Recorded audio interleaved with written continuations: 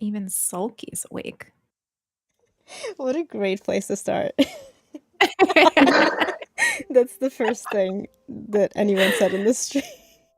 Hi, Sulky. Special shout out. I was just so surprised. Yeah. Hi everyone, welcome in. Oh my god, look, our 300th follower. It's you. Oh my gosh. It's you, Roxanne. Congratulations. Yeah. Thank you so much. Welcome in, everyone. It's so good to have you all here. I'm so like, I'm like, what is this? Oh no. I don't know what that is, but okay, I think it's just like some cat food. I'm sorry, I have a cat that climbs onto my desk, so just in case, for the sake of my own sanity, I will allow Alex to take over and Lilas to be introduced, even though most of you are Lilas community. I'm going to go to wash my hands, but I will be hearing. Bye, everyone. What an entrance and an exit. I feel weird to be introducing you, and like you can just introduce yourself. That no one knows you better than you. We're just so grateful to have you. I can totally do that. Hi, everyone. I love this stream. I'm actually usually sitting here listening. It's like my comfort stream every 2 weeks. I'm Lilas. I use they, them pronouns. I am a queer storyteller and mindful gamer on Twitch and on YouTube, and sometimes on TikTok when I remember. But I am all about cozy gaming and gaming for mindfulness. And I also host very queer spaces because that's important to me. So I'm really excited to be here. The Garden Path is one of my like top most looking forward to games. So I'm just honored. I feel like I know that if I were here, they'd be being like, no, the honor is ours. And it is true, because I'm also saying the same. We like every time. Oh, that? Hello. I hear you. Hello. Hi. I didn't. Hi. Yeah, that's right. You can't see me. Everyone else can. Yeah, the whole team is so excited that Lilas is here. Like everybody's raving. True. But yeah, I guess Alex, would you like to introduce yourself to any Lilas community that might not know you? Oh yes. Hello, I'm Alex. I use they, she, any pronouns. I don't really care. And I'm the community manager for the Garden Path. So I run the Twitter, the TikTok, the other socials that we have that I can never remember off the top of my head. And yeah, so the person who makes all those stupid little TikToks about toads versus other toads, stupid. that's me. They're very important. They are. People care. They're amazing. Yes, that is me. Also, here's the link for TikTok if you want to check it out. Follow it. And I am Fern. You may also know me as Fernacy in Lilas's community, which I forgot about, and then Lilas announced the stream on Discord and tagged me, and it was like, we're going to talk mindful gaming with Fernacy. It should be. Yeah, I work on influencer relations for the Garden Path, but also organize dev streams and help out. And so usually it's me and Louis on these streams every 2 weeks on Tuesdays. But Louis is on vacation, so now it's full chaos, and we're just doing whatever we want.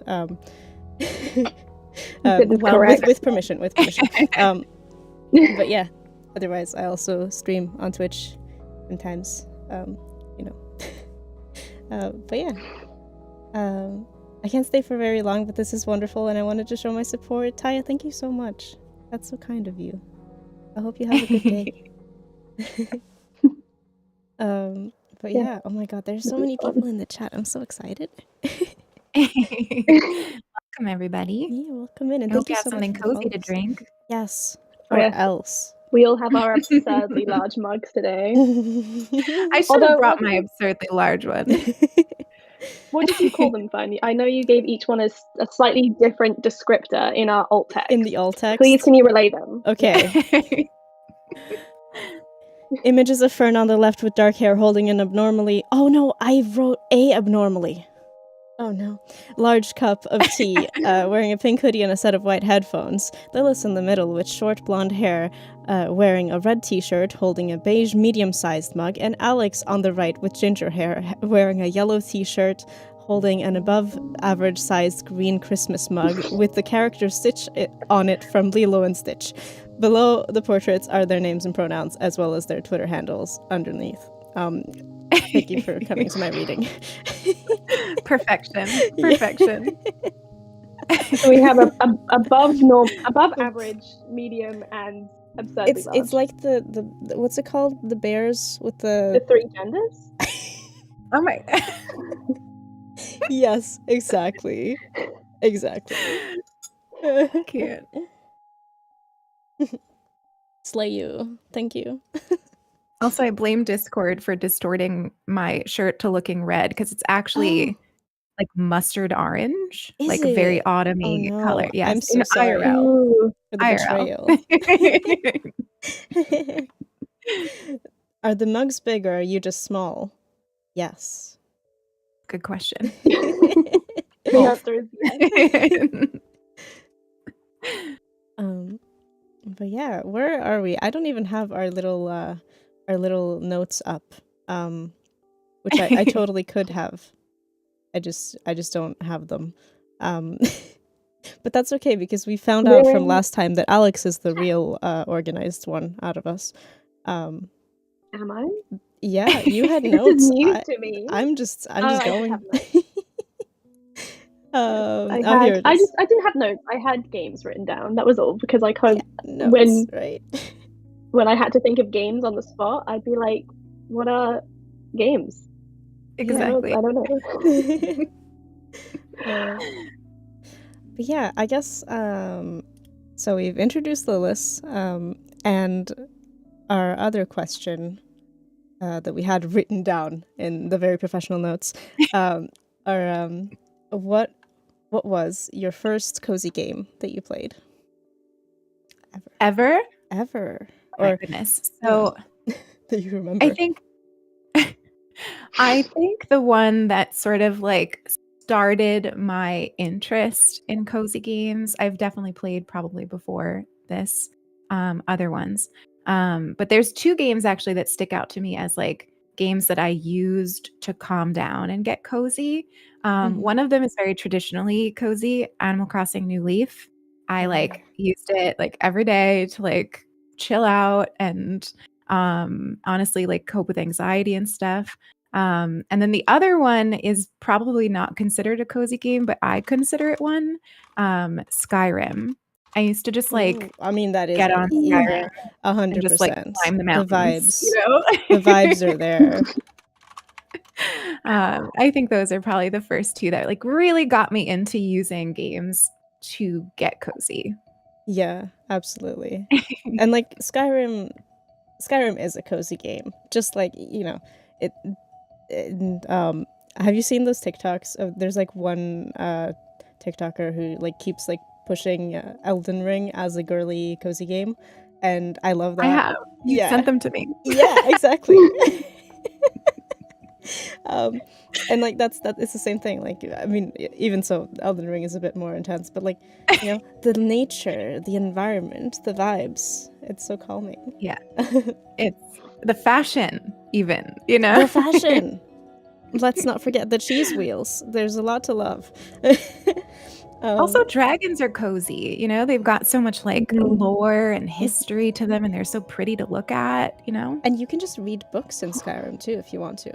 Yes. You just collect books and read all of them. I started a like compound because they have that DLC where you can like build your own home. Yeah. And I married like this very like regal lesbian, and we have like a bunch of kids and like a bunch of dogs, and it's like the life. Yeah. Sitting there and read my books next to the fire. It's great. Literally peak escapism. Yeah. Exactly. I guess also, Alex, what was your first cozy game? Now that we're at it, I've asked chat. Oh I'm asking gosh, everyone. I cannot think for the life. Oh, probably. Oh God, no. Can you take this whilst I think? Because Yeah, as we would before we that's went okay. on this, I'm so sorry, I didn't prepare before you we at all. started chatting. Yeah, no, before we went live, me and Lilis were chatting about how I have the worst memory ever. So I'm just like, what's a game I played? That's So you What okay. take are it, games? I'll think. Okay. What are games? All right. I mean, I'm also on the spot.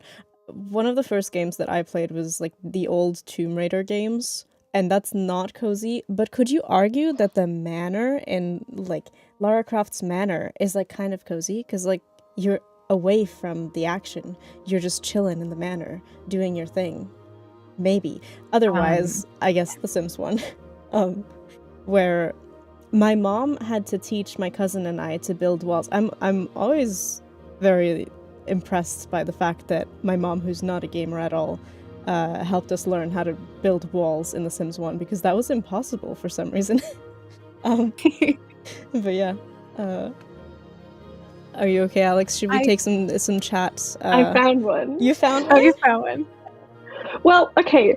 So when you say first, I was like, Yeah. okay, well, First, you remember. yeah. I grew up gaming because of my brother, and then I went through a phase where I like didn't touch games at all. So I always like think of first gaming as those two separate halves of like when I used to do it, and then when I kind of got back into it. Yeah, for sure. And I was like, okay, which one do I pick from? And if I'm being honest, and I go to the earliest, it was probably Barbie Horse Adventures on the PlayStation 2. The Barbie games! Of course! Why didn't I say that? Incredible. It just, I loved that game. I loved the fashion aspect. Like it was so the cowboy like, stuff. I get it now. That's where it started. It all comes back to cowboys. It all In comes case you back can't to Barbie already see cowboys. the little cowboy hat right here. We love the raccoon tattoo. We love the raccoon tattoo. And yeah, it was just very wholesome, and like my mum loved horses, so she always would be like anything horse related, she'd be like, you should try this game, you should play this. And I just had a really great time. Your two responses make me understand why we're friends, because Fern is like, my first favorite cozy game was, there's just something about Tomb Raider. I can't put my finger on it, but there's something about her. And then you're like horses. And I'm like, my two identities here is perfect. Oh, see, Cozy Gamer Gal gets it. Yeah, I love them. Sorry, I'm just scrolling up in chat a little bit just so we don't lose them. Taya says Stardew Valley for me. Love going back and chilling with some farming. Classic, always. Absolutely iconic. Yeah. Probably the old Animal Crossings from Prof Kitty. Or is it Kitty? Is that just like a? Let me know if I'm saying anything wrong. Or maybe Pikmin or The Sims. Yeah, those are all really good picks. I haven't played Pikmin though. Have any of you played Pikmin? Pikmin. I'm having to Google it. Is that bad? I've played a lot of games that are meant to evoke Pikmin, but I never actually played the original Pikmin. Yeah, right. Which I think is interesting. Yeah. The Wild at Heart is a game that came out sort of recently in the last couple of years that is based on that, and I had so much fun with that mechanic. Also, Sulky says, me getting a PhD in data history. I support it. I would love to see it. We own a bunch of the lore books. Yeah? Oh my god. Yeah. Can you get like a fake PhD printed for data history and hang it up so that when I come visit, I'll just be able to admire it? We should. Oh my god, Neopets. Yeah. Oh, Neopets is amazing. Oh, question. I don't know whether, because I know I'm like a little bit younger than some people here, but did anyone play Moshi Monsters? What is that? No, that's That. so sad. Oh, mushy monsters. I'm googling it. It's like it was the same vibe as Neopets, but I think it was like a slightly later group. So it was like Was it I on remember playing that in DS? school. No, it was a browser game. Oh, yeah. Well, if we're getting Interesting. into browser games, there's just so there's Club so much, Penguin. right? You got Club Penguin. You've got like all of the like in-browser Barbie games and the Bratz games. I'm just saying they were popping. I don't know if anyone played Ghost Supermodel while we're on like Barbie games, but that was me. That was my entire life. Or what's the other one? Stardoll. I don't know it. Mm. Oh my Stardome? gosh, Is that what I you said? loved Stardoll. Mm-hmm. Oh, Star Goal. I don't think I played either. I don't think I played that. I somehow missed that. Oh, I think I've awakened some memory in Tiny. It is really European. That's the thing. Yeah, it's like very like. Oh, yeah. okay. Also, That makes sense. Dragon Age Inquisition is my cozy game, which is extremely valid, and I support it. It's very cozy. What else am I missing? Probably Sims or Tetris. Tetris is coastful stressy. Stressy coastful? Coastful? I think I meant to What? say cozy stressful. It's a coastful game. Coastful is my new like coined term. It's coastful. That's when it's stressful and cozy. Coastful. It is. So that's Tetris like stresses me a lot. Overcooked, Cook Serve Delicious, Tetris, Katamari. Dead by Daylight. DVD. Yeah, that's. I hear a lot about Is that one that a being cozy. Listen, there is as someone who looks up a lot of cozy streamers for work, Dead by Daylight is like it's everywhere in the cozy community. It's like either you're a cozy streamer and you're not into Dead by Daylight, or you are into Dead by Daylight. But it's like those, like it's really ingrained. I feel like that's more of a queer thing. Maybe like there's maybe an overlap between queer streamers who do cozy and DVD. Yeah, definitely. That might be what it is. Yeah. That's wild to me. I mean, I only played Dead by Daylight the first time like a couple weeks back, but I do admit it's good. Well, they paid a lot of attention to putting like mushrooms and moss in like the environments of DVD, so I get distracted when I play. I'm like, look at this beautiful mushroom on the tree. Unlocking some core memories for me right now. Oh my god, that's amazing. I'm so glad that we're having this discussion. Fay to Play says mine is Harvest Moon Friends of Mineral Town and the original one, not the remake. I could play it for hours on the weekend.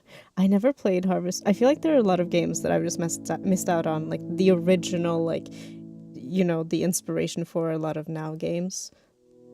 Same could be said with movies, I guess.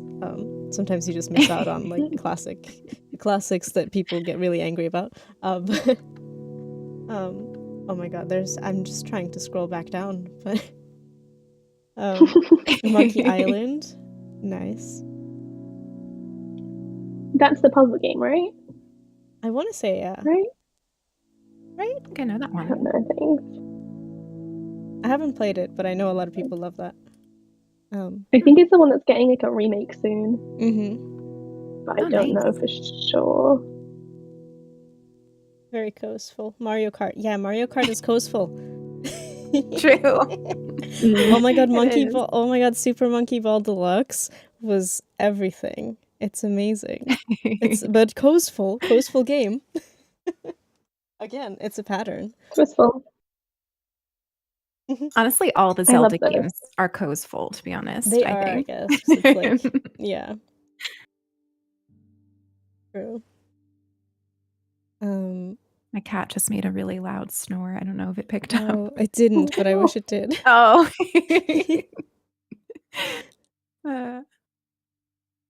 Wholesome. So I wish I could have got my dog to come upstairs. We could have had a whole pet stream. Yeah. But alas. Yeah, I also have a sleeping cat behind my monitor. No snores detected yet. Also, welcome in, Sozi. Hope you're doing well. Oh, so many first-time chats. This I is know, it's lovely. so nice. I'm so happy to have Is you all this here. So nice. Yeah. The vibes is are this exquisite. is this a good time to I think do so. one of the cheeky promos? Oh, okay. We said we would do it. We were Thank asked you. to. We have Just to share the game. legally I don't know. we must promote the game that this channel is actually about. So if you haven't heard of the Garden Path, it's a really lovely upcoming cozy game, not biased at all. I guess Lilas is the only one who could potentially be unbiased here. But I am unbiased, and it is my favorite of the upcoming games. But yeah, if you enjoy gardening or like, I guess I would say that the Garden Path is very like slow living friendly. You know what I mean? Like Yes. it's not like, and we were talking about this before stream as well. How like you mentioned, Cozy Grove is one of those games that like kind of force you to not over maximize everything, or kind of like take a step back and just be in the moment. Yeah, gently reminds. Yeah, like I mean, you probably could,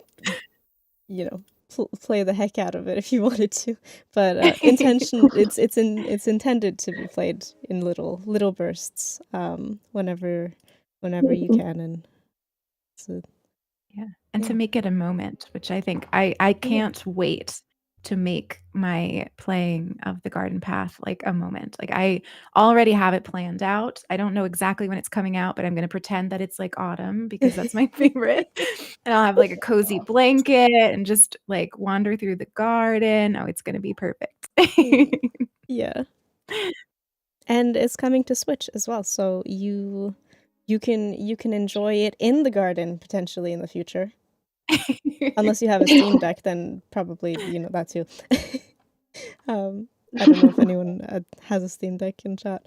I haven't tried it yet. I want one. The more I see it, the more I'm like, it would be nice. Cozy Gamer Gal says, "I'm excited you're from the Garden Path. It looks so lovely, and it is already on my wish list. Thank you so much. That's so kind. Wishlisting indie games really helps. Yeah. It's super important for smaller games because once you get to a certain point of wish lists, Steam is like, "Oh, there's something going on over there. Maybe we should push that game more." So yeah, it really helps out for sure. Thank you so much, Susie. Yeah. I don't know. Do you feel like we should move on to our next segment? I think are it's we a good time. feeling ready? Feeling prepared? I'm ready. All right. 1, 2, 3. Didn't mess it up this time. It's just already prepared. It's good.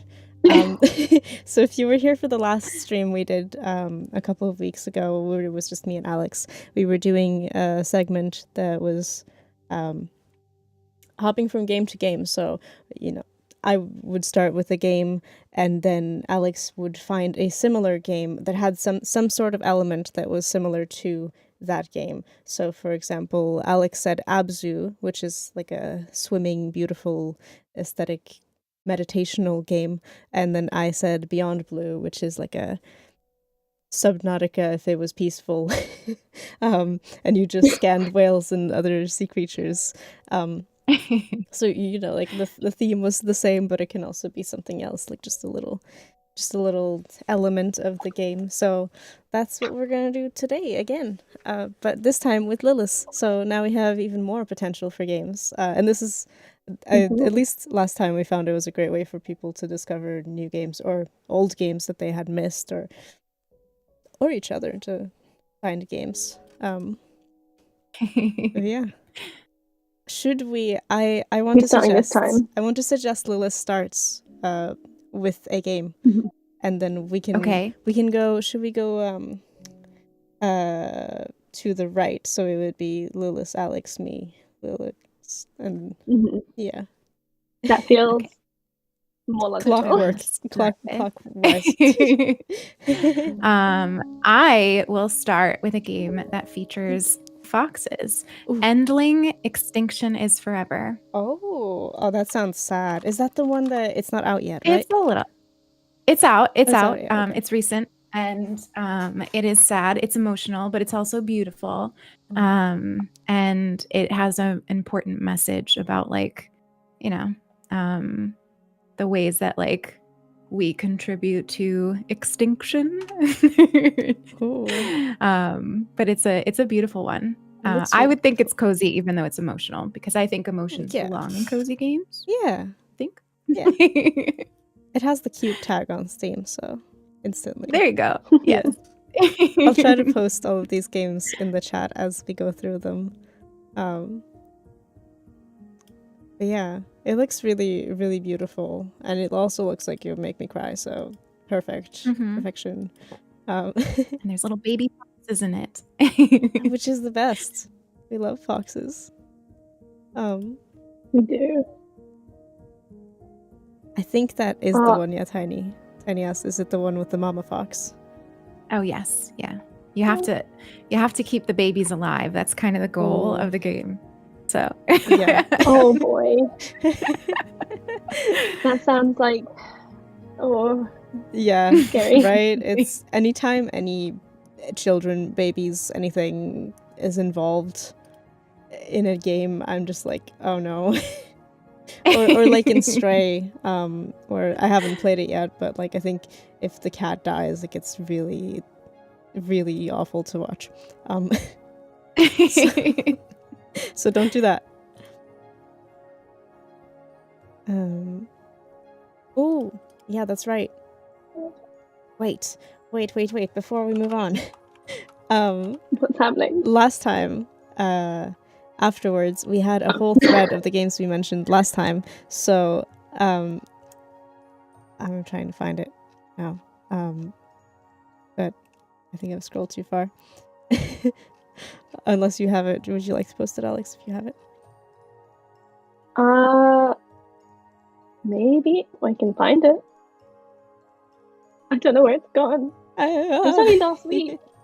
I swear it was only last week that we posted it. Right? Scroll back. I found it. Nice. Can I share a link? Yeah. You're a mod. You can do it. Good. Okay. There we go. Yeah. So if you want to have a look at all of the games we mentioned last time, there are, I guess there are 12 of them if we don't count the first tweet. So there you go. Yes. But yeah. Anyway, back to the games. So Endling. Endling. Sad, beautiful foxes. Cubs. A good sad time. Yeah. Okay, going from that then. See, I had two, like, straight off or I had one off the bat, which was had a fox in it, which is Night in the Woods. But I did bring that up last time we did this, so I'm going to skip it and instead go to Horizon Zero Dawn, which is definitely a cozyful game, and is definitely, I would say, a game that maybe isn't inherently cozy, but is one that can be played in a very mindful and cozy way if you want to go and, like, explore the world, which I tend to do. Like, this is probably my first cozy game after I came back from gaming. And I think the link is, although I haven't played Endling, from the title, Extinction is Forever, I think there are probably some, like, what's the word? Themes. Climate themes, yes. and things like that, which I think are quite relevant to Horizon Zero Dawn, in terms of, like, themes on a grander scale. So that is my put forward. Have either of you played Horizon Zero Dawn? Yes. I have, and I totally agree. It's a mindful game. Yeah. The environments are gorgeous. Yeah. I love taking pictures in that game. Oh yeah, that's amazing. I think that was like 50% of everything I did was just taking pictures. Yeah. Oh no, I have a game in my head now, and I'm just like trying to remember it, but now it's it's lost. It's lost me. Um, uh, I I have it. Okay. Um, it might be a stretch, but it does feel a little bit similar. I'm just going to link Horizon in the chat so that we have them all as we go. I played this a while back. Oh, this is a PlayStation exclusive, I think, actually. How rude. I know. That's so mean. In that case, I'm going to post the trailer. The game I'm choosing is The Last Guardian, which has kind of the same like Extinction vibes. And to double onto that, it does feel a little bit like the foxes and the you know, like you meet this beautiful big what would you even call it, like a mix of a bird slash something. I don't know. I was gonna say raccoon, but it isn't really. But now that Everything's I've a raccoon said with you. that's all I can think. Yeah. Like a griffin. It's like a griffin, but like a bit more like, I'm not sure. Oh, thank you so much for the follows, everyone. Flying horse capybara? Kind of, yeah. Something like that, right? It's on Exactly. VR. Oh my god. The Last Guardian is the most imperfect perfect game I have ever played. Ooh, would you like to elaborate on that?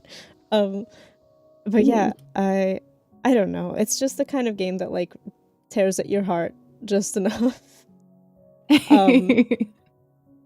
And yeah, and you feel a little bit like it's a kind of desolate vibe, but it's also very beautiful. So, you know, not to stray too far away from the cozy genre, it's still, you know, it's still just you and your big cat, griffin, bird, just, you know, trying to get through levels and solve puzzles and kind of, you know, move through the game, whilst you are worried about it all the time.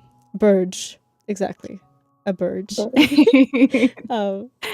yeah, I think that will be my pick for like kind of connecting both of those unintentionally. Can I ask if can I include a game that hasn't come out yet? Yes, absolutely. Okay. Of course. You don't even have to. Because at first I was going to say Breath of the Wild, just to kind of go with the like, you know, post-apocalyptic almost vibes and open world. But then I thought of one which maybe is like a weird connection, but there's something about like the big beast in The Last Guardian that made me think of this. And I'm not like 100% sure on the title. I think this is right. The Wandering Village. Yes. Do you know that one? Oh, yeah. So totally different, right? Because it's like a management game. But it's got this like large creature that like, and it's also kind of post-apocalyptic, I think. So I think it fits really nicely, and I'm very much looking forward to that one. So yeah, definitely. I remember when that was on Kickstarter. I'm pretty sure it was on Kickstarter, and I was just like, that looks so cool. Right? So good. Yeah. Oh. Amazing. Eating your land dinosaur thingy is so sweet. Oh my god, yeah. That's all we really want. I am trying to think of one to link to now. That's okay. We can take our time. It's all good. The demo might be live. I was right actually now. I remembered one. The demo is live for this game. It's just like hidden to the side, which they sometimes are. Oh, is it? Yeah. Oh, wow. Hidden to the side? Yeah, you know when the call to action is the wish list, you have the demo on the side if it's still up. Like on the right side of the Steam page. Oh, nice. I did not know that. Okay. This is a tenuous link. That's okay, because at some point if we're linking too many, like for example post-apocalyptic games, at some point we're gonna run out of cozy/coastful. Exactly. So it's nice to like hop. We're still hopping.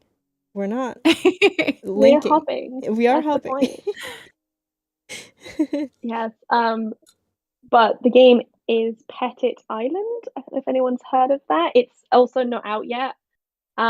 It's like I've only seen, admittedly, things like on TikTok and Twitter about it, so I don't know the complete ins and outs.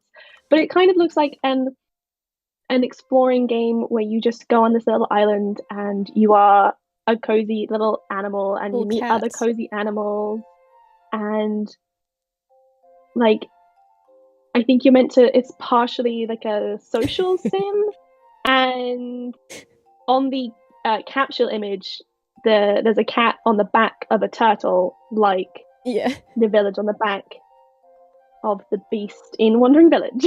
Oh wow, that was a clever one. That's amazing. Tenuous, like it looks amazing. So good. Yeah. Also, I love Lilas right now because I know Lilas is just like games for my YouTube. I clicked it and I was like, "This is so good."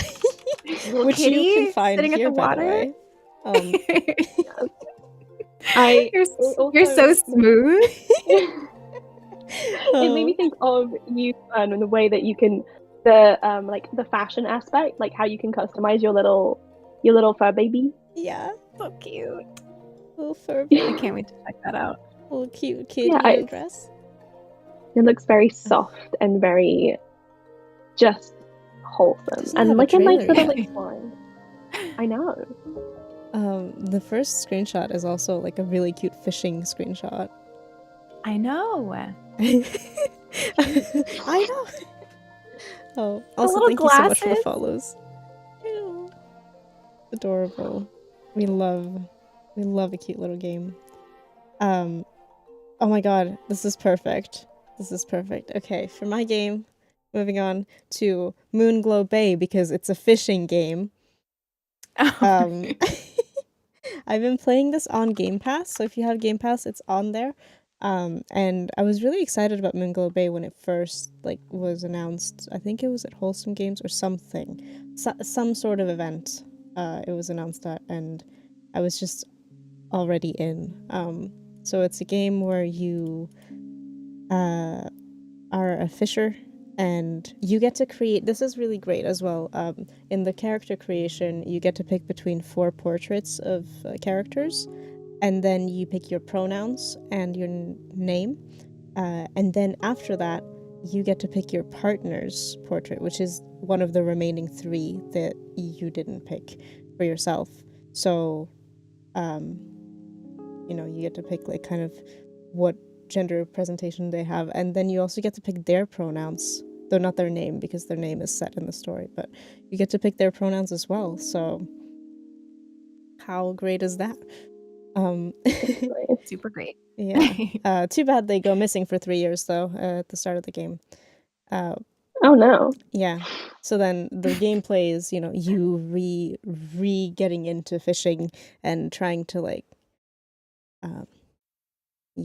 get back into it, and potentially I'm not sure. I have no idea what happens in the story because I'm pretty early on, but it's really nice. You just, do little fishing quests for different townspeople, and you have your kind of cooking station. So there's cooking in the game as well, and you make meals that you then sell to people or give to people in exchange for stuff.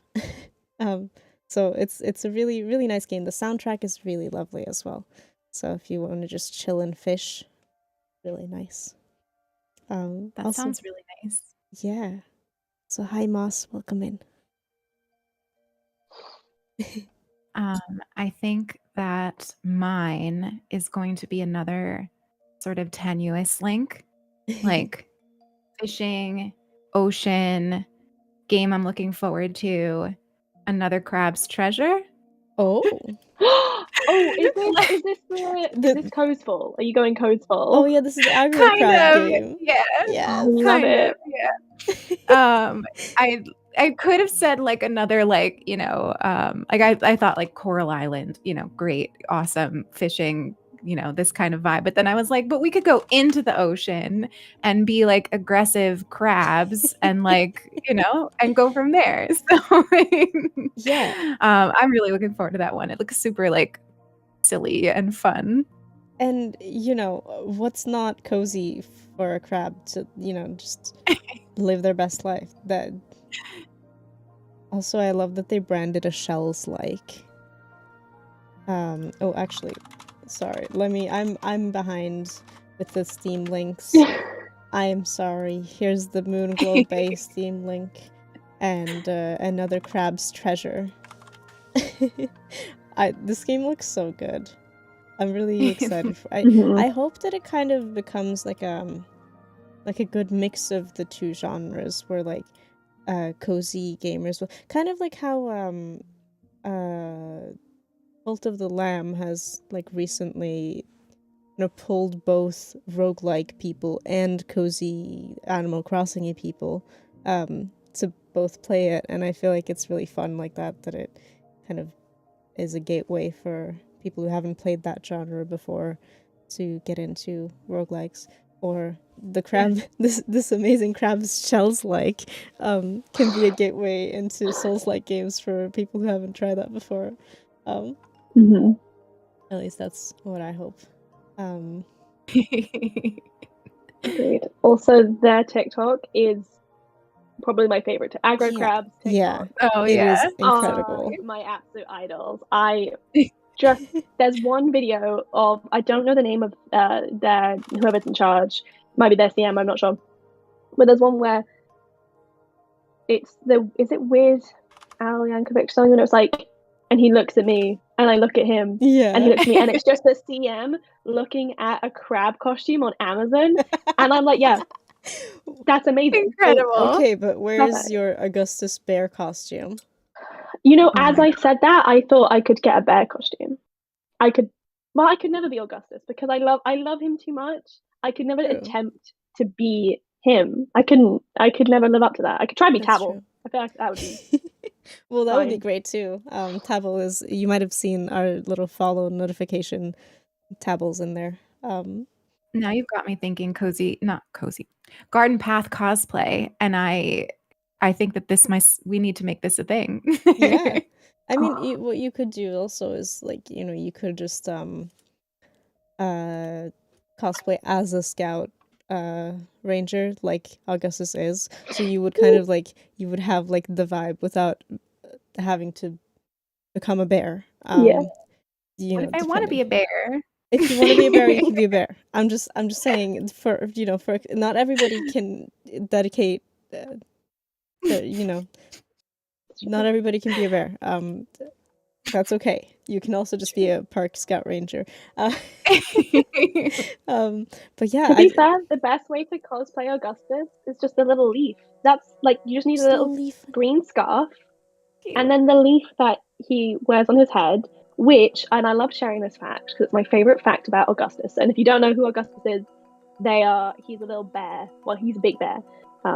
He's a big bear in the game, and he has a tiny little leaf on top of his head. And when I asked Louis, our game dev, like, why does he have a leaf on his head? He was like, you know how in the film My Neighbor Totoro, when Totoro stands there with a leaf umbrella to hide from the rain? Well, that's what Augustus is doing, but he just doesn't realize how big he is. I'm like, pulling it in here. I love him so much. Not the most high-res screenshot of Augustus, but here he is. Oh, I love him. Oh, I love him. He is my favorite. I'm not meant to have favorites, but he's my favorite. Are you showing? Oh yeah, I was. Yeah, I was. Yeah. Good. He is a big baby. We love him. Yeah. Precious. That makes me want to cry. Yeah, he just doesn't know. He just doesn't know his size. So cute. Yeah. I would argue that I think if you... Sorry. Nope, after you. Oh, I was just gonna say, I would argue that if you wanted to cosplay as like your character in the Garden Path, all you would really have to do is just like do a over the garden wall cosplay. They overlap Literally. a lot. And get a nice big backpack. The backpack is so iconic. Yeah, we love a good. Good. You need to have room for everything you need. You know. Hi, Sparrow. Good to see you. It's true. Oh no, not 3 hours of sorry. meetings. That sounds really grim. Nice to have you here, though. Hello. Is it my turn? I think so, yeah, because Lila said Okay. another crab's treasure. Oh, yes. Mhm. In which case, I'm gonna say a left field one, but Hades, going with the roguelikeness. Because, and like, I think if you were here in our last takeover, I briefly touched on why I find Hades a cozy game. And in my opinion, Hades is a game that is so much about like familiarity. Like, you pick a weapon that you like, you get to know it, and once you know it, it's very easy to kind of know the game inside out. You know what you're doing, how you're progressing, and you can kind of just switch the brain off, and it's just like it's very reactionary and not allowing you to kind of Overthink. worry too much about what. Yeah. You're not overthinking it. You're like, shoot the thing, kill the thing, dash, have a really interesting story and really pretty characters. And I just find that a really like nice experience to just be able to play a game and switch off from everything else. Yeah. I've So maybe never not cozy, played more it. mindful, but But people tell me to play it all the time. Well, It's to be probably one of my fair- most requested. To be fair, it is branded as the bisexual game, and you are not a bisexual, so I understand. Are there enough women in it? What's the ratio? There are many women. Yeah. No, I I think. mean, honestly, one really nice woman is enough to Yeah. sell me. Yeah. Oh, Sulky? I think Sulky would really like Hades. Yeah, we should get it. Yeah. We should get it. Yeah, it's very good fun. And in my opinion, yes, a cozy game. But that's leaving you. So my link there is roguelike. I don't know if that does anything for you, Fan. Well, I mean, okay. I really like roguelikes. I don't know what I would classify as a. You know what?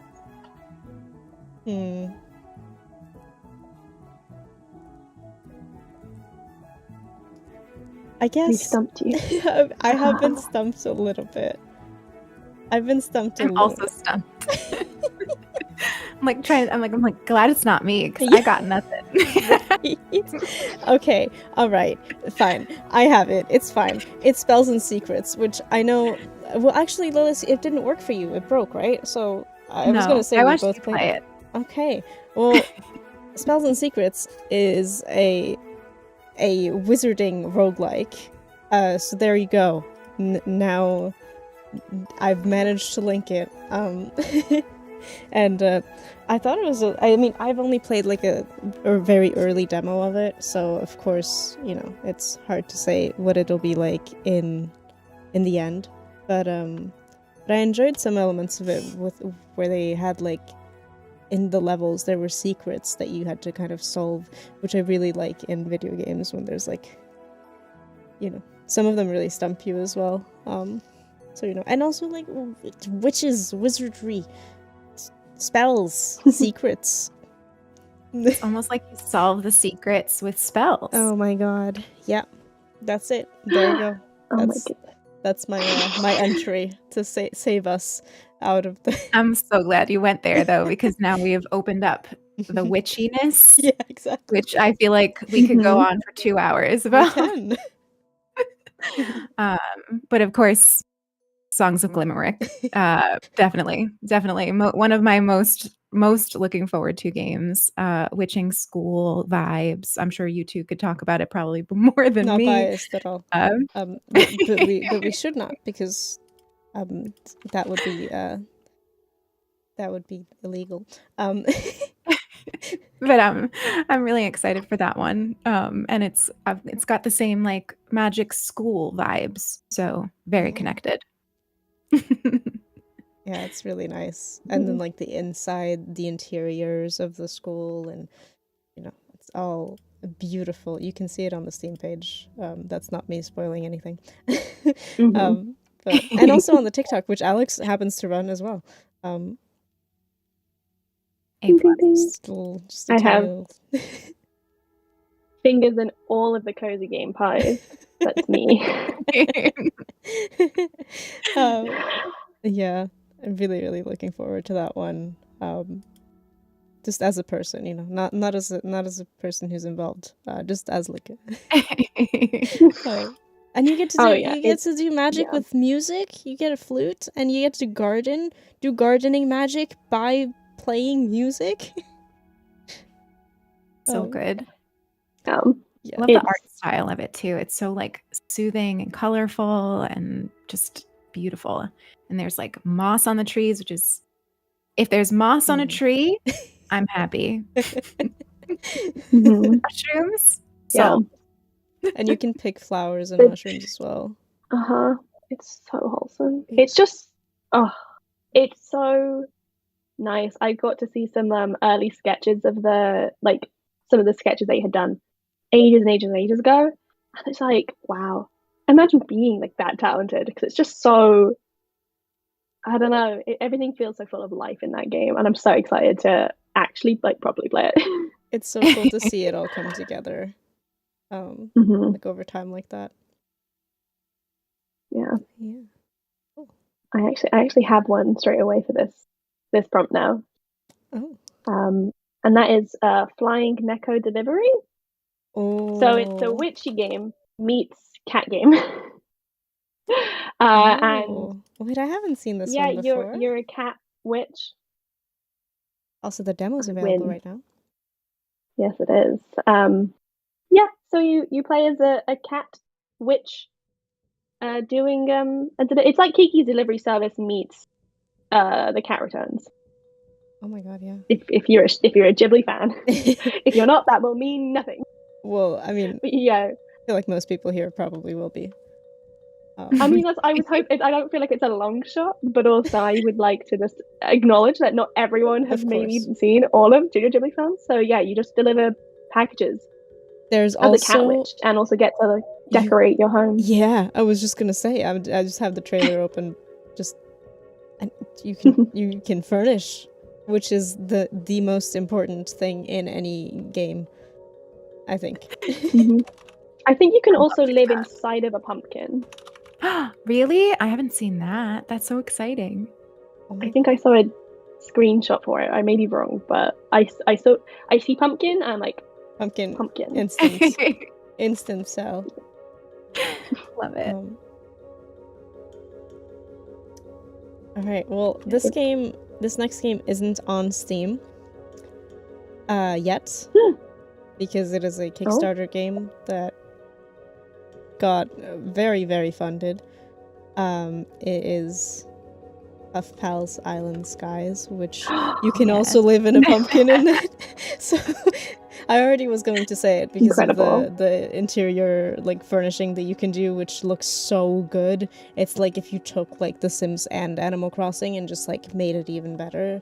Obviously The Sims is like really, really fleshed out with it, but like aesthetically it's very, very nice. And yeah, there's a pumpkin house, which you can see on the website that I posted. If you just scroll down on the farm section, you can see a pumpkin house. And the sunflowers. Oh, it's so pretty. It's really cute. It looks so soft as well, which I think is just... I love this art style that's going around quite a few like cozy games, where everything just looks like I want to hug it. Like I'm like, you're so huggable. Please let me hug you.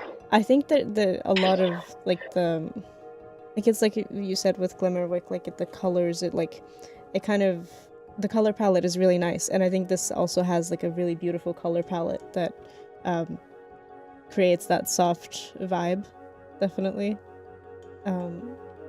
It's really, really nice. The vibe of it reminds me like the color palette and like the like overall like feeling that it gives me reminds me of Calico. So I think I have to say Calico for that, just because I mean it's a game that's out already. So if folks are like looking for a game to play like right now, you could play Calico. And the like coloring and the vibes just are very familiar to me from that. So but I'm super looking forward to Puff Pals. It looks so cute. Yeah, for sure. Mm. And yeah, Calico I is want. You amazing. can get Puff.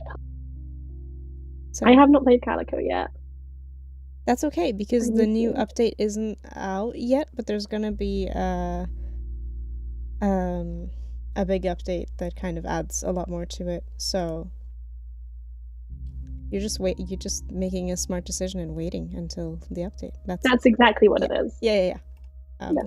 Actually, I haven't seen what they're adding to it, so I'll be surprised. Oh, yeah. So I shouldn't tell you. I mean, there's no farming in the game unless they're adding it. But it's got the same kind of like, I don't know, whimsical feel, I think. Yeah, whimsical feel. For sure. Going from whimsical feel. Yeah. Sorry, I said feel, and my brain went, "You want to say the word field there?" And I was like, Yeah. I don't think I do.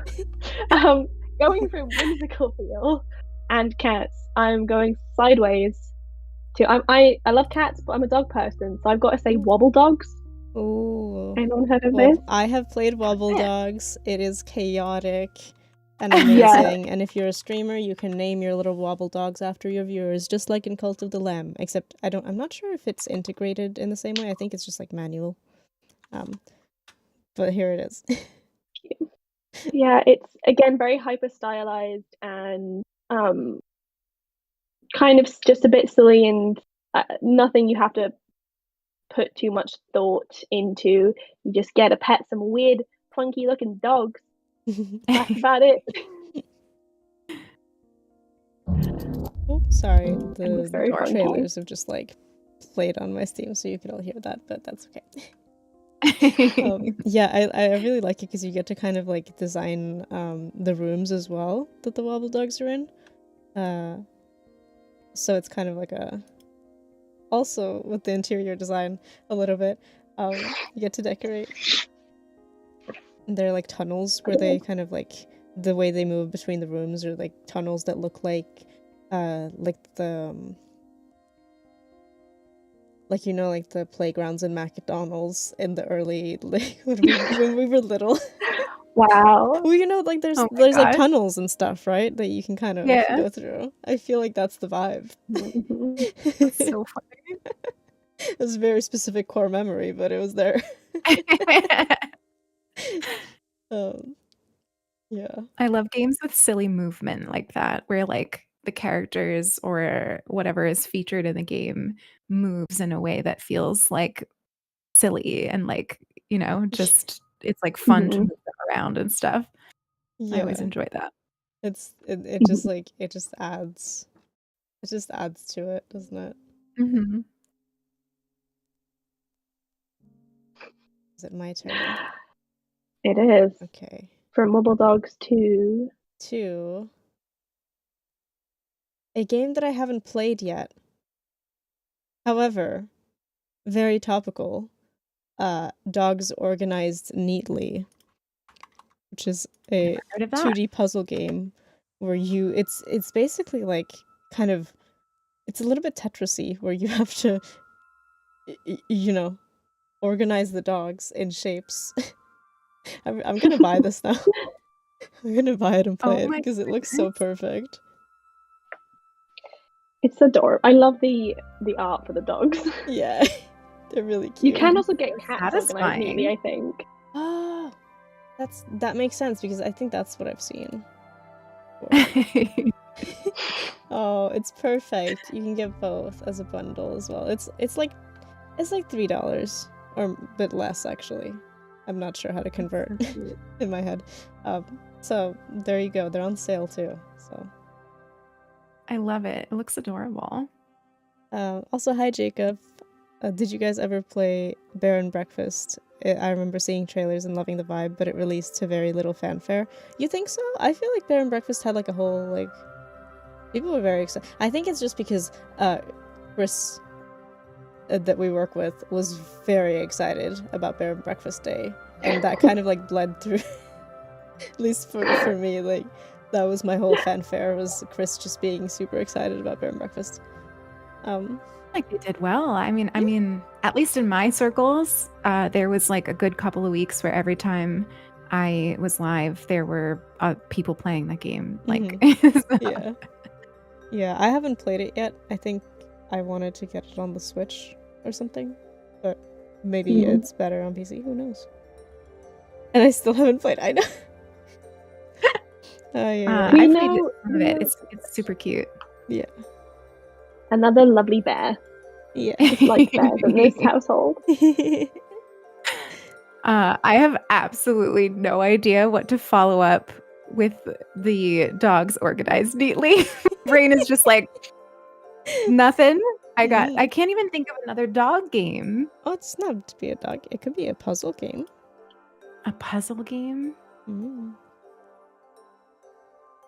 Or a plant game. You can also organize plants in this Dogs Organized Neatly. I'm looking at the artwork. You just got me then with the puzzle and the plants. I'm gonna say it's a stretch. It's a stretch, but I'm gonna say strange horticulture because it's got like the the organizing, the puzzly, the discovery. I don't know. It's connected. Trust me. There's a connection there. There's a lot of puzzles in there.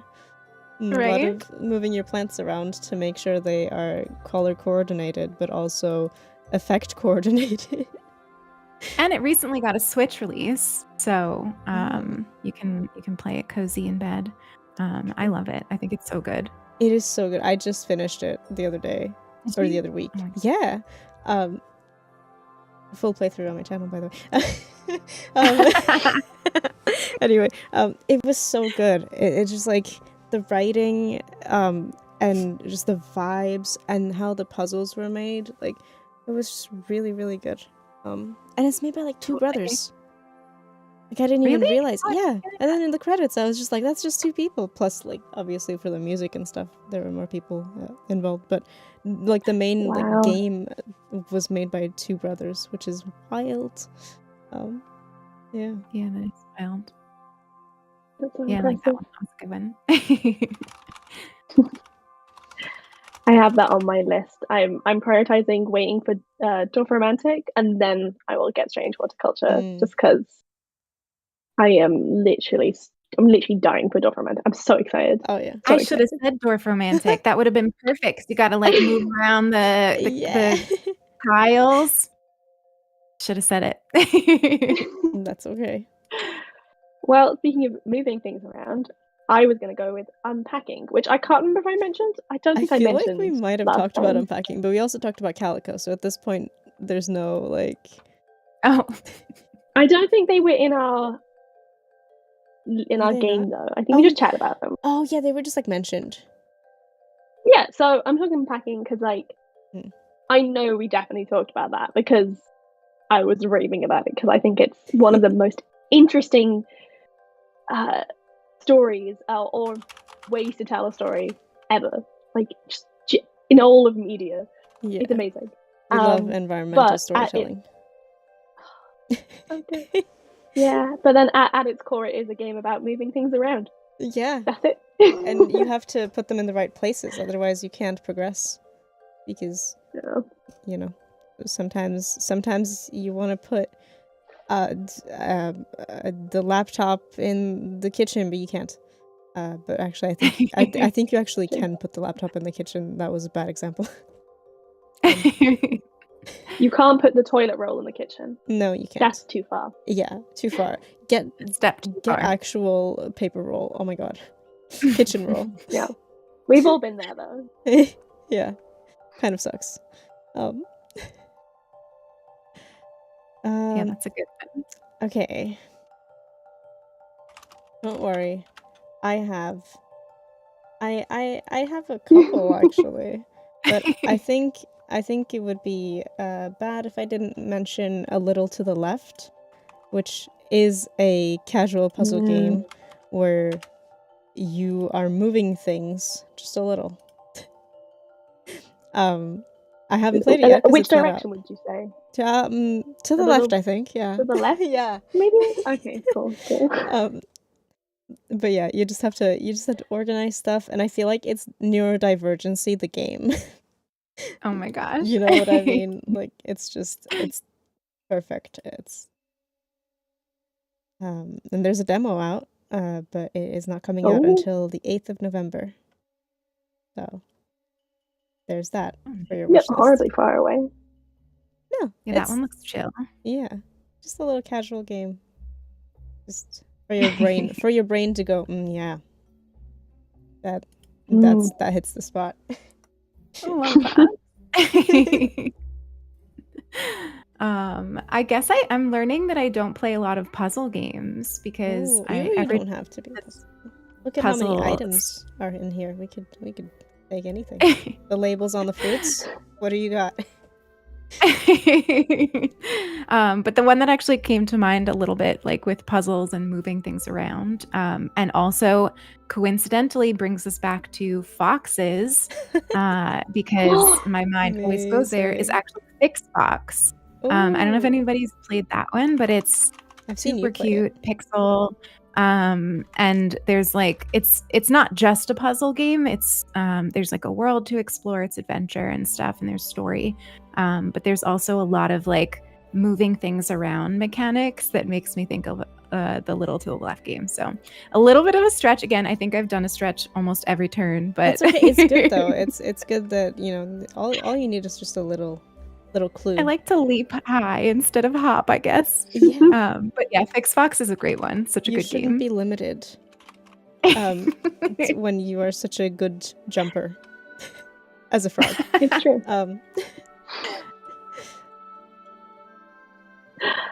It's also got like that sci-fi. Yeah, I was gonna say Alex is probably gonna have something.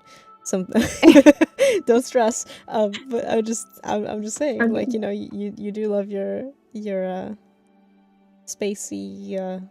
I do love my sci-fi and fantasy. And actually, I don't remember if I talked about this last time, but I'm going with Citizen Sleeper. I knew it. I knew it was coming. Yeah, just based on the sci-fi vibes of this, Citizen Sleeper is like a interactive.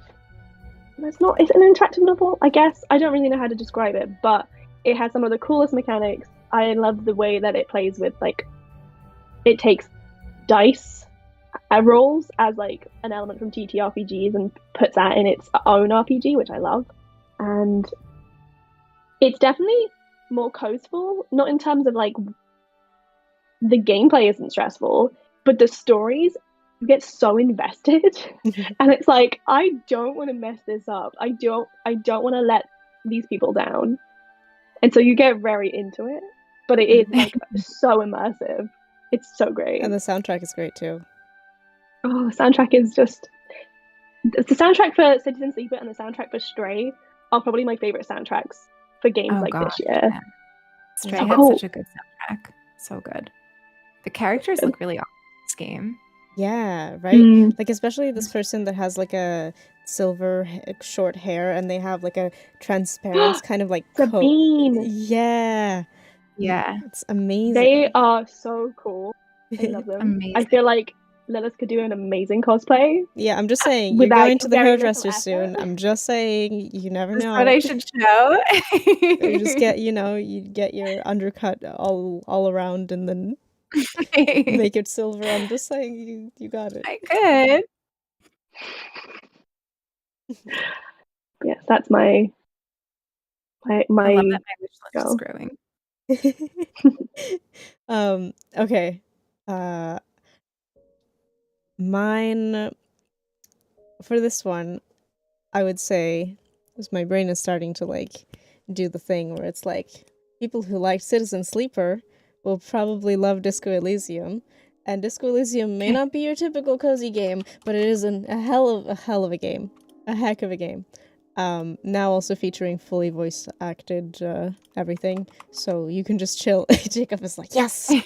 But the thing is, it's the exact same, like, you get so invested in the story and the characters, and the way that I'm connecting it to be a cozy game, whilst it is, you know, all things political and stressful, and you make the wrong decision and you feel terrible, is that with the now voice acting, it's basically a story that you're being told instead of reading, which would also be a cozy vibe, reading all of the dialogue and the narration. You are being narrated the story and thoughts of the main character with like the most bassy like storyteller voice you could dream of.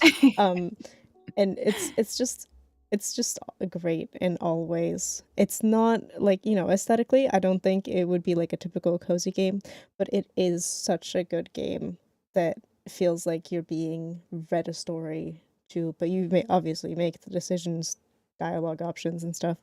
Um, but yeah, I think that it's not underrated because it's a very popular game, but as a person who's like very like not initially into like top down kind of looking things, and like the, you know, it's not a like, it's not a girly game aesthetically. I'm like, I'm not sure I'm into it, but then like I just want to I just want to, you know, give myself a shake and be like, why were you thinking like that for so long? Because it's very good, so I really recommend it to everyone who is of age to play it, I guess. Because it tackles some heavy stuff, obviously, trigger warnings and stuff, but very good game.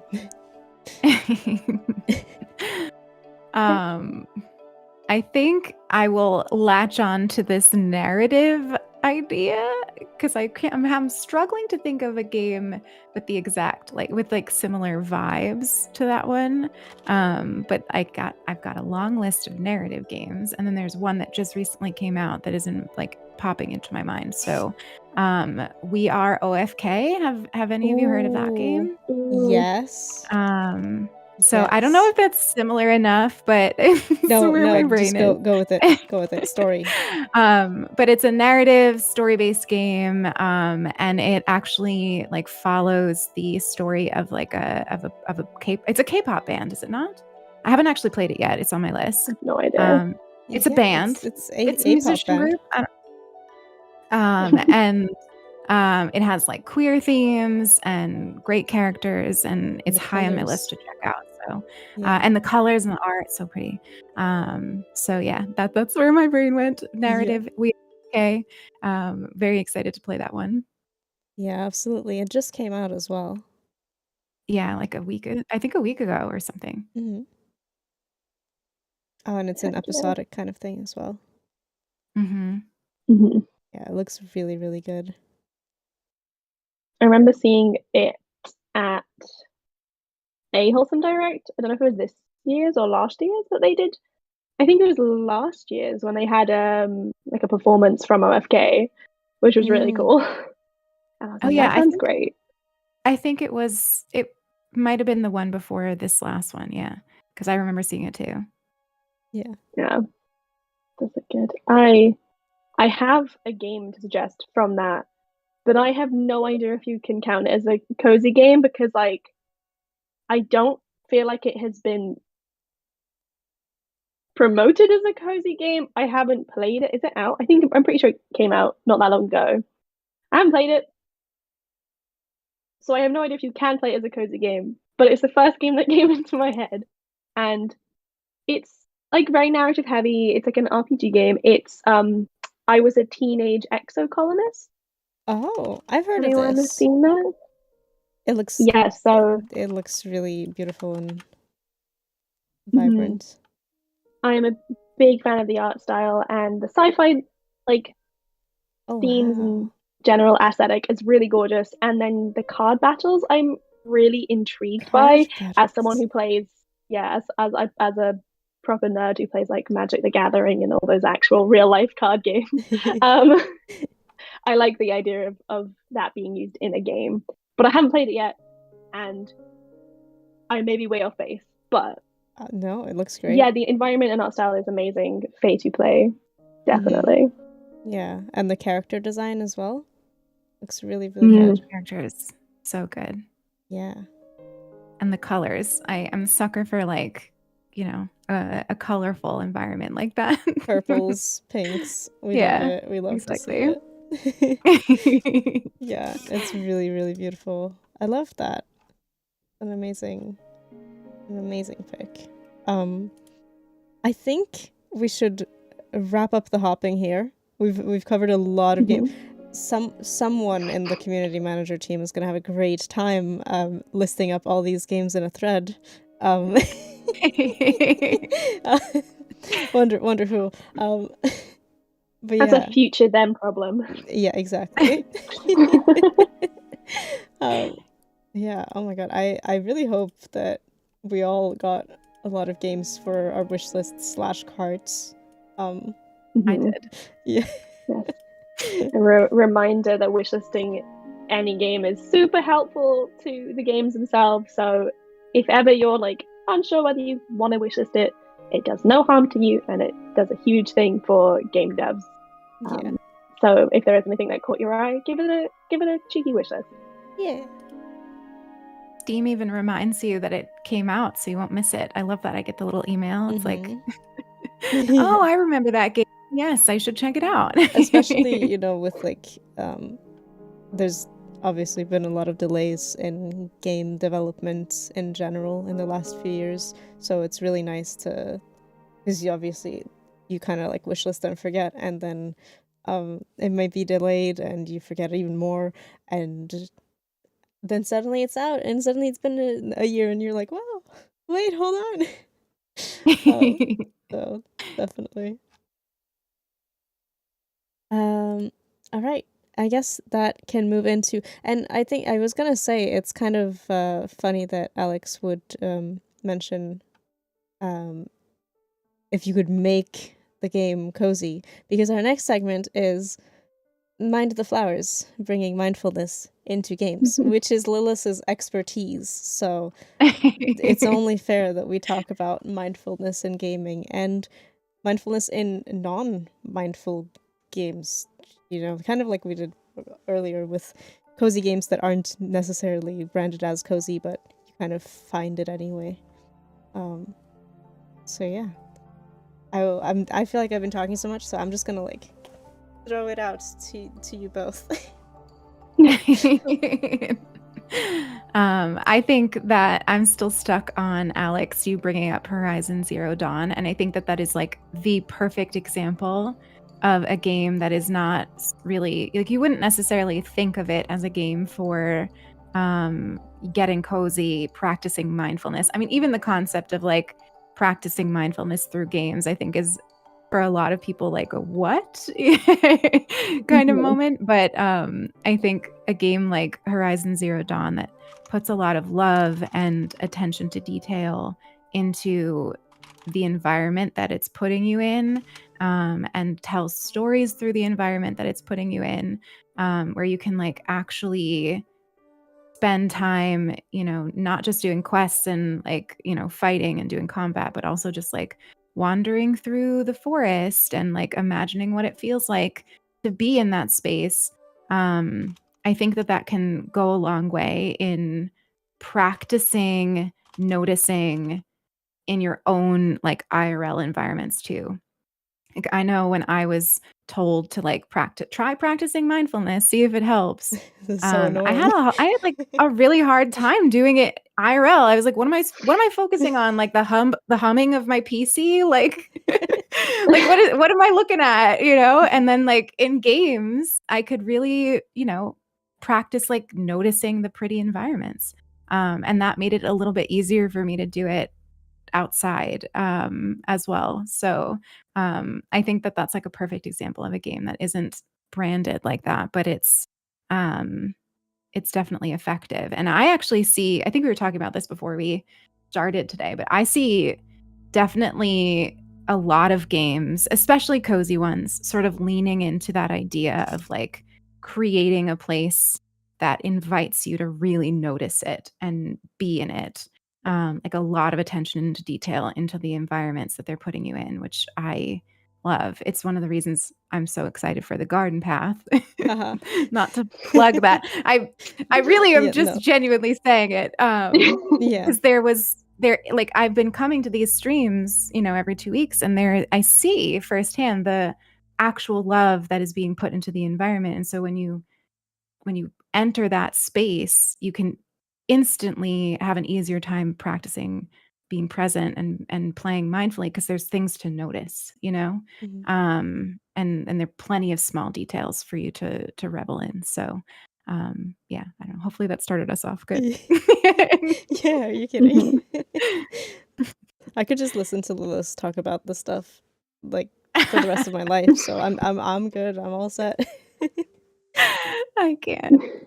Yeah, no, it's definitely really key being able to just kind of, even in a game like Horizon Zero Dawn, where it's like there are scary monsters, robot dinosaurs and stuff, and even, I guess arguably people, scary people, but that you can also just kind of like sit down in the grass and just have a little moment, or like look out across the view of like from on a mountain or a cliff, and you just kind of enjoy the sunset or something like that.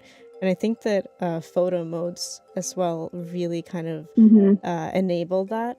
So I really like when there's photo modes in games, because it's just like you have to pause, because the photo is obviously making, or the setup for the photo potentially, depending on, sometimes you just kind of snap it, but sometimes you really take a moment to like to set it up, and get the lighting just right. And I think that kind of allows you to appreciate, like you said, all the little details as well. Like like people are definitely appreciating the details in Alo's face, for better or for worse, but yeah. And then share it, and you can take the experience that you have in that virtual world, and share it with people, like online. And it's such a special thing for me. I think, like, virtual game photography. It's like, I think it's becoming more and more of a thing, because a lot of games are putting that photo mode into it. But there's something about like being able to like have your own moment in a game and then share that with someone and be like, look at this beautiful time I had next to this like fake waterfall. Yeah, for sure. I definitely think that in Animal Crossing, when that was first coming out and everything, that was a huge thing, right? With everyone tweeting their Animal Crossing screenshots. Yeah. It's a great example of like intention when it comes to mindfulness, like, because obviously, if you want to go down like the route of like, what is mindfulness, and you have like all of that stuff, like intention, attitude, and another one, I think I can't remember what it is, but with photo mode, it's like it is just an embodiment of that intention, to say like, I was playing a game and then I saw this thing or experienced this thing that I thought was interesting, beautiful, funny, anything like that, and I made the effort to sort of sit with that for a second and then share that to others, and like kind of take that moment and that curiosity that kind of formed for that moment to happen, and be like, look, here it is to someone else. And I think photo mode, like you said, it's just the perfect way of doing that. And it's so nice that like you have that option, so you can choose to keep a moment like that for yourself, and just be like, for example, when I was playing Stray, I very often would find a spot where you can sit down and like kind of be idle, and I would just sort of stay there for a second, like, especially if I had to go and like, I don't know, fill up my water bottle or something, and I just like pause for a second and, all right, take a moment, go get my water, come back and just sit there, and we'll be like, this is just a nice, just a piece of time that I'm just going to kind of claim, despite the fact that I probably should be going around and doing quests and whatever. No, idling. We know this from looking at MMOs like WoW and Final Fantasy, like, and any really. idling is a huge part of playing games. Yeah. If you look at it like that, like it's definitely a I don't know, a thing of big scope to get to just idle in a game. And I think it's, especially with MMOs, it's really fun that that's such a big thing. Like, you especially since most of them are subscription based. So, the fact that people will pay to just idle, and that sounds like a jab, but it's not, because I get it. You just want to idle with your friends. Maybe you're like, just looping a dance in a plaza in some MMO world, and it's stuff like that. And I really like in Stray, where like idling is just a beautiful experience in itself. I think that I think that what you need to make any game a cozy or mindful experience is that element of choice in what you want to do. So a game that is combat, combat, combat, combat with no times of rest or safe spaces, or even just an ability to like run away from enemies and get somewhere that's calm, I think can't be really that mindful. I mean, I guess you could play it with like a mindfulness lens where you're like really immersing into it and noticing things. You could do that. But that idea of like the game also being soothing to you, and like giving you that freedom of exploration, I think you need to have that choice. So like we were talking about even Elden Ring, Elden Ring doesn't have a lot of places where you can go and like not be attacked, but there are some. And you and you can run away, and there's a view that you can look at. Breath of the Wild, I get feedback sometimes when I say that Breath of the Wild is a cozy game, because people are like, well, I'm constantly being attacked, and there's the big monsters, and I'm like, but you get to choose if you engage. You don't have to. You could sign on to play Breath of the Wild and just like hang out with the dogs and go to the stable and like photograph a sunset. You don't have to do the combat until you're ready to. Of course, you can't progress the game without doing some combat, but like, well, people you have do that a choice. lot of stuff with Breath of the Wild. I'm sure someone has figured out some way to do minimal combat and beat the game. Yeah, People exactly. they're just flying across the map and doing wild things that I could never imagine.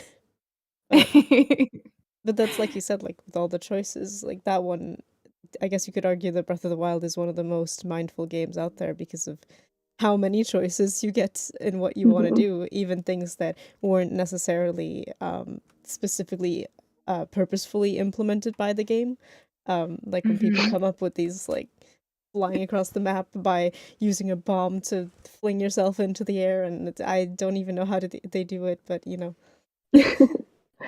Yeah. Exactly. And pacing, like a game that allows you to set your own pace for it, I think is really important. Whether that game is like intentionally trying to slow you down or not, but having that space to just like get lost and wander, and there's no pressure to do things quickly, I think is really important for me when I'm choosing a game to chill out and relax to like that.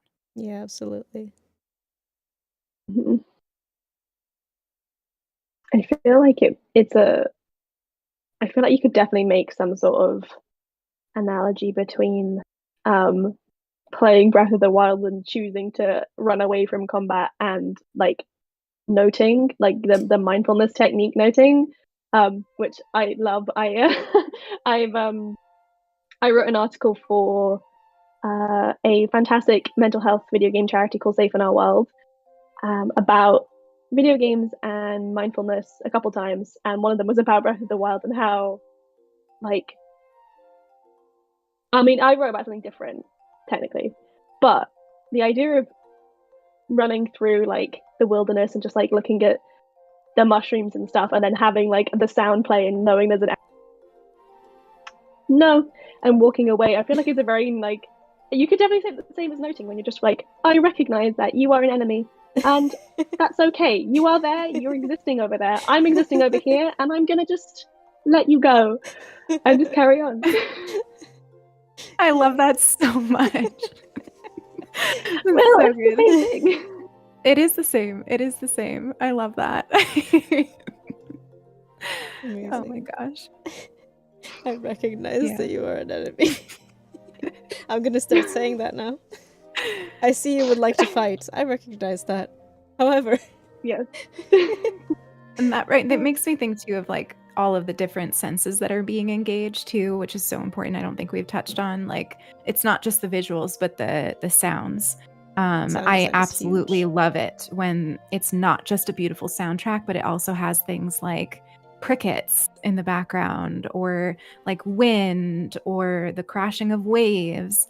Things that I can like while I'm playing really push myself to notice and hear, and like it helps me feel like I'm actually in that space. Those little tiny details make such a difference, I think. Yeah, absolutely.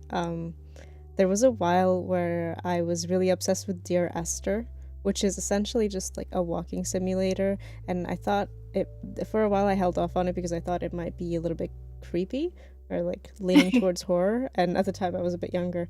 But really it's just like a beautiful, and it is slightly dark, but it's a beautiful story game that kind of just has you walk on this beautiful like kind of grayish island, but there's water. It's like, and for a while I would just put that on, like a full playthrough on YouTube. I would just put that on to go to sleep, just because the environment was so like it was just so special.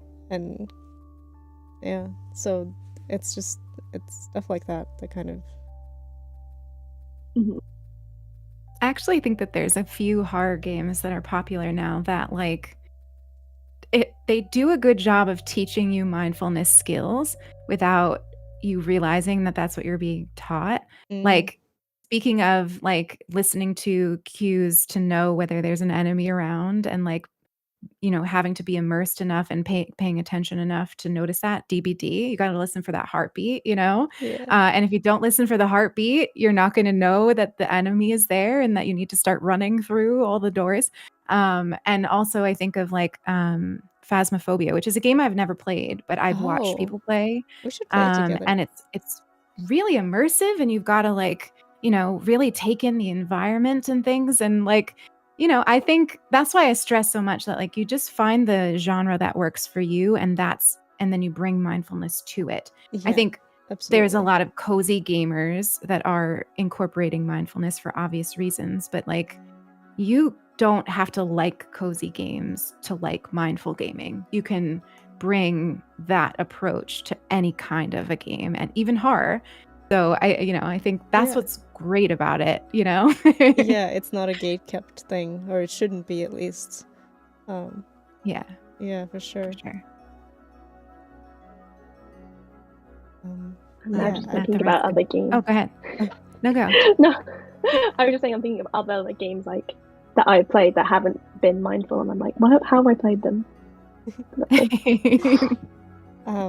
Also Alex asked in chat, but if you want to just repeat the question, just in case anyone's lurking and not really looking. Oh, yeah. I was just asking chat whether anyone has recommendations for favorite mindful games or playing mindfully, just because it's nice to kind of branch out and ask you for anything. Yeah, we've been Okay. spewing out a million games today. So many. Help us expand our wish list even further. Yay!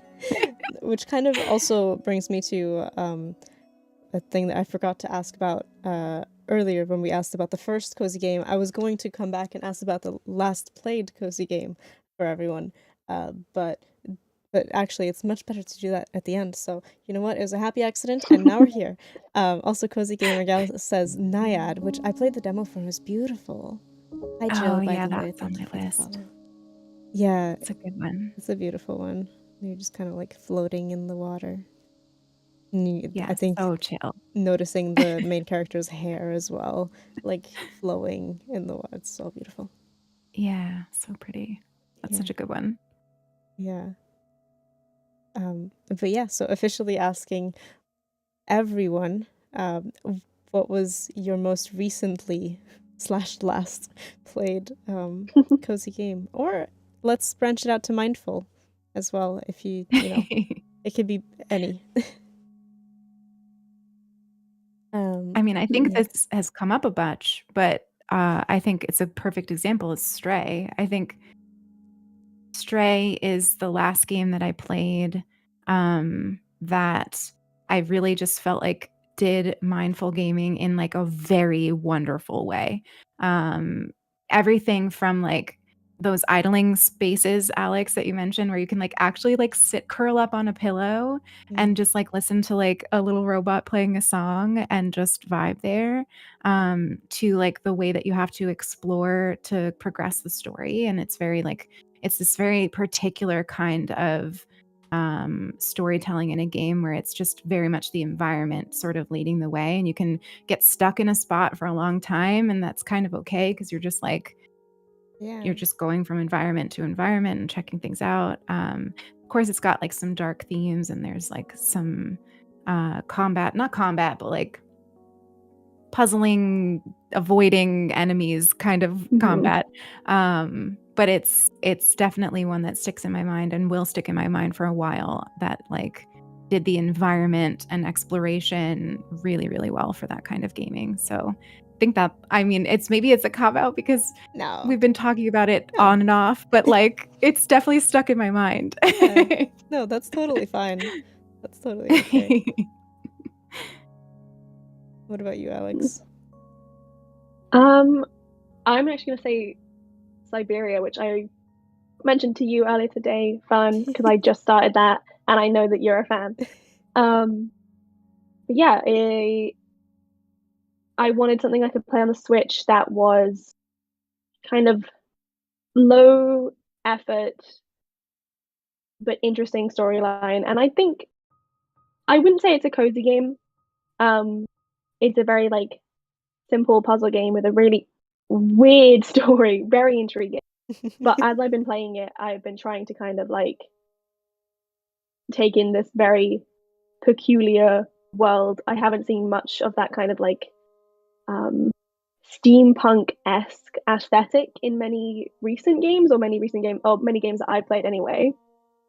So yeah, it has its own vibe for sure with the automatons and that kind of thing. Yeah, and it's really interesting, and like I think I originally came to it because as I mentioned, I'm a TTRPG player, and I have a D&D campaign that I've written, which is set in like an automaton-filled world. I was like, oh, I'll pay attention so I can like steal some of this stuff, and then started to kind of spiral and be like, okay, actually, maybe I'll just take the time to actually just exist in this world a little bit and listen to the Rust like sound effects as all of these old automatons try and like come back to life. And so I've been playing that quite mindfully, I think, and it's still, some of the puzzles are really annoying. They're very it's a point. It's a really old point and click. So you have your work cut out for you. Yeah, it's a bit tedious at times, but it's also quite like I'm playing it rather than being like, oh, this is so annoying. I'm more like, okay, well, I just get a bit more time to mooch around and have a look at the world and not get annoyed. I think that's like a really big thing. Sorry, Lilas. Go ahead.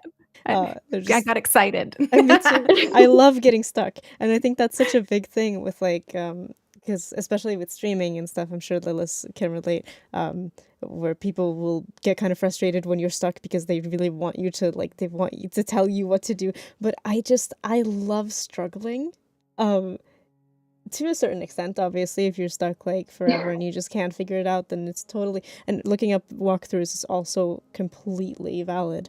But I love it because it's a little bit more rare now to get stuck and like have to really work for it, because a lot of games kind of just rightfully so, gaming is kind of like supposed to be an escape and a nice time most of the time, unless you're playing DBD, which is terrifying, but you know, like it's rarer nowadays to have games that make you that stuck. So it's nice to stop and appreciate that you kind of have to really think, and I think that's a really mindful thing for sure. No quest markers, yeah. Gonna figure it out. I think I was excited because it's an example of a game that doesn't have a built-in camera mode, unless I'm remembering wrong. Yeah, I don't think I they took had some of my camera favorite modes. game photos of this year in that while I was playing that game, just with like the built-in Switch camera. Like I honestly I sometimes just go back and look at them. I have like a folder of my like in-game photography. And I just like, it was just so haunting and beautifully done, the environments in that game. And it's like not a new game at all. No.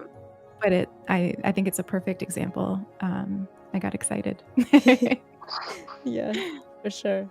I think for me, we already mentioned it, but Strange Horticulture is the last mindful, cozy game that I've interacted with, and that one gets you stuck too, and it was great.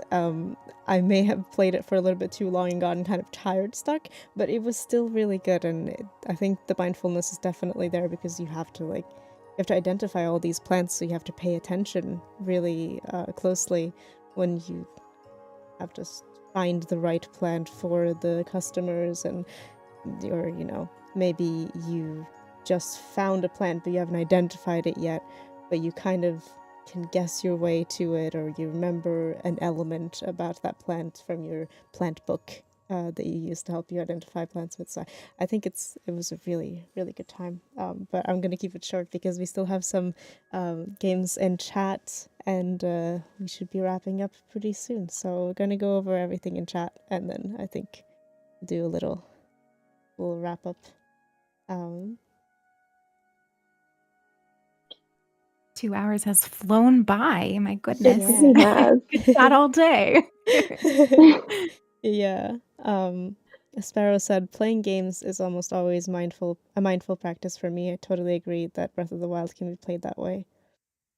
Yeah.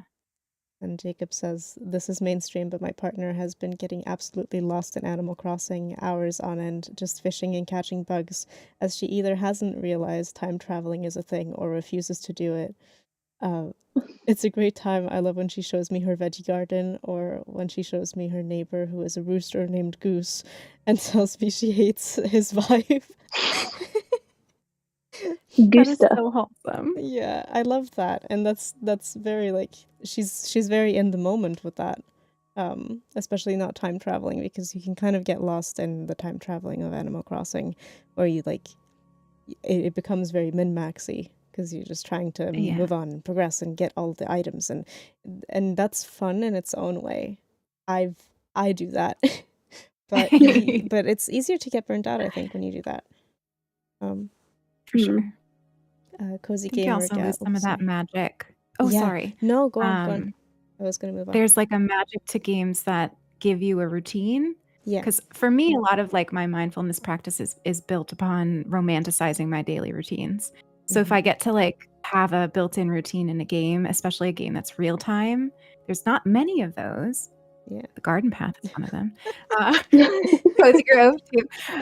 But like those are so special to me because it gives me like an instant excitement to wake up in the morning or like whenever time I sign on to play, and know that I can do like my routine. So I think that's important to shout out Animal Crossing for too. Yeah, absolutely. For sure. I think I had something to say, but I forgot. So, Cozy Gamer Gal said, Witchwood is nice. I found it cozy and pretty and relaxed. I haven't played it yet, but I think Lilas has. And Alex, have you played it? I have not, but it does. I love the everything about it. The vibe is there. I think you'd both love it. Yeah, yeah, absolutely. And then Faty Play mentioned Ikoni Island and Earthlock Adventure, which I feel like maybe I've heard of this. Oh, yeah. I've seen this. This looks really nice. That looks nice. This is this is another soft-looking game, which I am so here for. We love that. Oh. Yeah. There's puzzles as well. That's amazing. I want everything.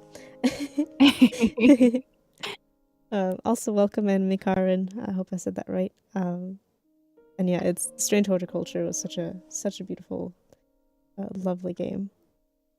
And Sparrow said The Witness or having to pay very close attention to your environment at whatever pace you like mostly. That's a really good shout. I know people have mixed opinions on the Witness, or its varying things, but it is a beautiful looking game that you can really appreciate in between the puzzles. Patty Gurdy's music for Coney Island. Oh, I don't know that that musician, but it'll be exciting to check it out. I'm actually really excited to check out Coney Island now. Came out the 18th of August, so that's pretty new, pretty recent. Yeah, it's now 6 p.m. here. 5 p.m. for Alex and noon for you, Lilas? Noon. Yeah. Okay. Well, that is our cutoff point, so we're gonna start wrapping up. Although if you have any questions, feel free. You can also join our Discord, which is really lovely, and Alex does a great job managing it, so you should join. Thank you. We have like weekly community questions, and we have nice channels with plants, pets, food, and just all around good stuff. We have music recommendations and book channels and everything you might want. You can follow our Twitter. You can do all the things. Definitely go have a look at the TikToks. And the TikToks are fun. Yeah. And then, of course, again, if you haven't already wishlisted The Garden Path and you enjoy a good cozy game, then you do it. Oh no, Nightbot is going off the rails. But yeah, and lastly, thank you again so much, Lilas, for being here. We're both so happy to have you here. Thank you. It was an honor. I had so much fun. It's been amazing. Yeah, you can find all of Lilas's well, maybe not all of them, but you can find the key links for Lilas's channels in the chat. It's LilasFox everywhere, basically. On Twitch, YouTube, Twitter. It's really, really good. Really amazing to have you here. Oh, thank you so much for the follow, Cozy Gamer Gal. And thank you all for all the follows. We started off with 299 followers, and we're past the 300 mark now. So thank you all. We all hope you enjoyed the stream. We'll be back in a couple of weeks. Depending, I'm not sure what will be happening then, because I'm on vacation in a couple of weeks. So it will probably be myself and Louis. Yeah, probably. Yeah, that'll be exciting. Which will but be very fun. Make sure to announce it and everything in Discord and Twitter. So we'll be all set. Amazing. Yeah. So in the last couple of streams, we've had a lot of like podcasty vibes, because that seemed to be what the community kind of mostly wanted. In a Louis vacation stream. Louis free. I didn't want to say Louis free because that sounded like it's like when adults say like child free, and I'm like, as in like not when you're not having children, but when you have children and you don't have them. I imply Louis is the one who is free, because Louis is finally getting a very well-deserved vacation. Absolutely. Because so good. Yeah. He is basically he's almost a solo dev, and making this, and been working on this for so long. So the least we can do is allow 2 weeks of being free from us. Be free. That's what Let Louis rest. I have been happy to see that I don't get an almost daily email telling me that there has been an update to the garden path. Because for a while I was getting like a daily email about that, and not that I was upset about the emails. I was just like, does Louis ever rest? Oh, yeah. We love Louis, but rest is important. Yeah. So next stream, I imagine, will be a bit more like game devy, not as much us talking about all of our games. But that'll be really fun, because then you get to see Louis in action, which is the best part of the whole thing. Just to see Yeah. see the chairs be drawn, the outfits being made, all of that. Anyway, yeah, that's it. That's all. We've done everything. Follow Lilas right now if you haven't already, Follow or Lilas. else. But yeah. I hope you have a great rest of your week, everyone. Enjoy your games. Enjoy your read good books. Eat good food. Sleep a lot. But yeah, see you all around. See you on everywhere, all the socials. Yeah. Thank you so much for such a great stream. Yeah, thank you so much, everyone. Bye.